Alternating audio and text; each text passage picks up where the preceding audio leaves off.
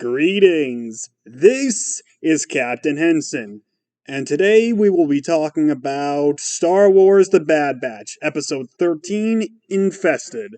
With me today is... Luke, because who else would be with Henson at this point? Naturally.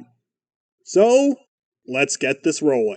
So, just a quick summary of the episode itself. We're introduced to a new character, a Deveronian called Roland Durand, who has made a deal with the crime syndicate that is the Pikes to give them spice, and he is basically also threatening to take Sid out of her job.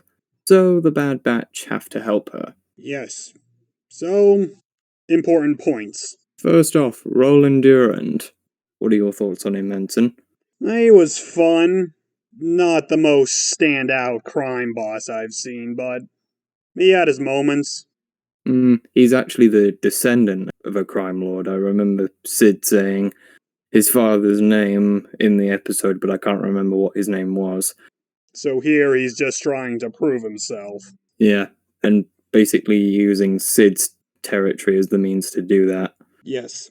And of course, we just mentioned the Pikes. They make their return here. Yeah, Filoni has been using them a lot. From what I've heard, they've popped up a few times throughout the new canon, but it really seems like getting a push recently, at least in terms of the animated content. Indeed. Do you think it was necessary to bring the Pikes back?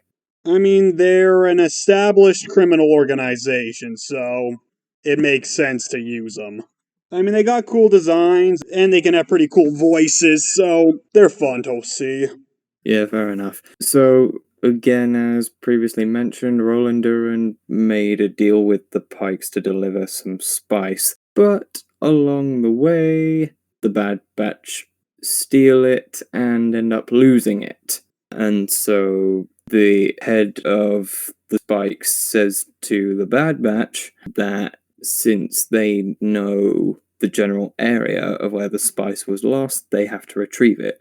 And they use Omega as leverage. Yes. And we see that Sid actually cares. About Omega or all of them? Mostly Omega. I mean, I'm sure she has a somewhat soft spot for all of them, but I'd say when it comes to Omega, we could actually describe it as caring. Sid literally warns the rest of the Bad Batch against firing at the Pikes. Yes, because that would be stupid. And in terms of what we get in the abandoned mine, fun. The creatures we see were interesting. I thought it was going to really play more into the Temple of Doom scene, or I thought we were going to get a scene like that, minecart chasing and all that. We got something like that, but obviously not to that extent. And not to mention, it was a visual marvel when Tech throws that flash grenade. It wasn't your normal flash grenade, it was much larger and sort of cylindrical. Something clearly of his own design. Do you think they were trying to pay homage, like the creative team, to the Geonosians who are underground in TCW Season 2 with the whole disturbed by light thing? I mean, I don't think it's a reference to that, more so just, you do have animals out in the wild who don't like the light, or who can't stand it, so it would make sense to use it here. Also, just a quick comment about the abandoned mine and talking about something that you guys are probably sick of hearing us talk about. Some of the character interaction we get in there is just gold.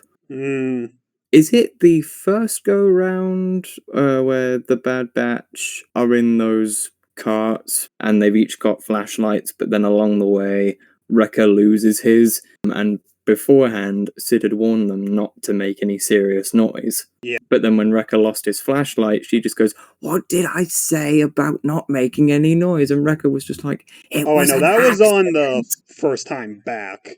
But then on the second go, when they had to retrieve the crates, it was her. We call that irony. But they managed to get all the crates and resolve the situation with the Pikes. For a moment, I really thought the leader was going to cut off his head. I think we all thought that. Because this wouldn't be the first time that at least in the TCW-esque shows, that we've seen a decapitation.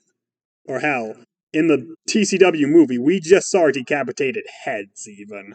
So, I really thought that's what they were gonna go for. I mean, it would have been awesome to see.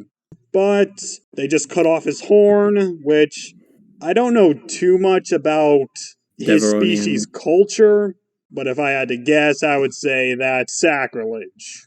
But of course, as we know, it was the Pike boss himself who did that. But actually, just before the Pike boss was about to kill Durand, Omega actually cuts in right before the Pike boss does whatever he's about to do and says, "Stop, he's made a mistake." And then Sid actually says, if you kill him, you'll be starting a war with, again, I can't remember the name of Durand's father, but Sid warns the Pike boss, you'll be starting a war with him if you kill his son. Do you really want that? Yep. So the Pike boss just does a very small amputation of sorts and leaves it at that. Yep. And Hunter is, of course, surprised that Omega would stick her neck out for this guy, but she just says that maybe Roland Durand isn't all bad. And as we saw in the episode, yeah, she's right there. He's not all bad. Might as well let Henson bring in a quote that he's very fond of saying when it comes to Omega's very bright point of view on things, even in dark situations. Ah, yes. One of my favorite Star Wars lines. Truly wonderful a mind of a child is.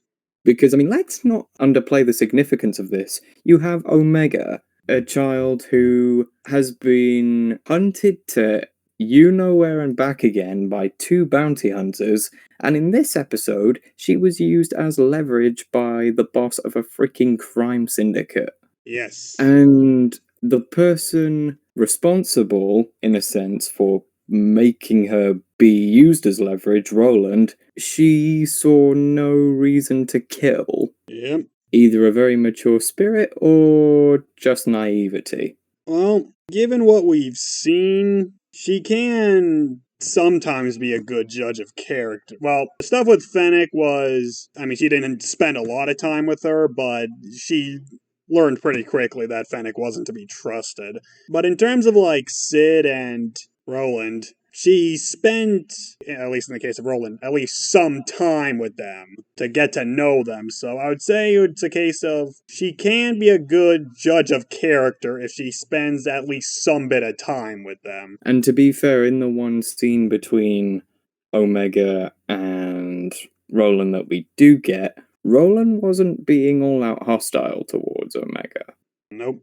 And that was that episode, really, I think. Unless you have anything else to add, Henson?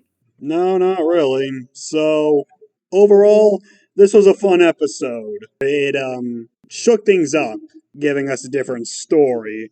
And, of course, getting Sid in the action was fun, and adding her in the mix with the Bad Batch during, this adventure was fun, as to be expected. So, yeah, this was a great episode. This episode was a very self-contained one, and definitely one that I wouldn't have seen coming, and I don't think Henson would have seen a story quite like this one coming either. Nope. But it was a damn good one, to be fair. And Bad Batch, again, I've said this before when we covered episode 11, but at this point, you've got 3 episodes left. Come on, you can do this. And with that, we come to the end of yet another podcast. With me today has been Jedi Knight Luke, signing off, and may the Force be with you, everyone. And of course, the always fantastic and handsome Captain Henson. See you all next time.